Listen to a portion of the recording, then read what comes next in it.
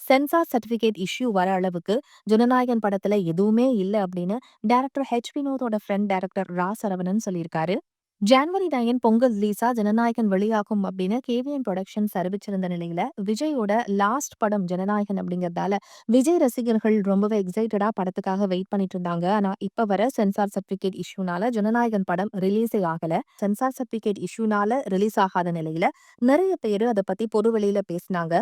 ஆனா டைரக்டர் வினோத் எதுவுமே பேசாம சைலண்டா இருக்கிறதுக்கு ரீசன் சென்சார் சர்டிபிகேட் தராம டிலே பண்ற அளவுக்கு ஜனநாயகன் மூவில அப்படிப்பட்ட சீன்ஸோ டயலாக்ஸோ கிடையாது. சோ அது எல்லாத்தையும் தாண்டி வேற ஒரு இஷ்யூ போயிட்டு இருக்குன்னு அவருக்கு தெரியும் அப்படின்னு டைரக்டர் வினோதோட ஃப்ரெண்ட் ஒரு இன்டர்வியூல சொல்லியிருக்கிறாரு. அதனாலதான் ஜனநாயகன் மூவி ரிலீஸ் இஷ்யூ பத்தி இப்ப வர வினோத் எதுவுமே பேசாம இருக்கிறாராம்.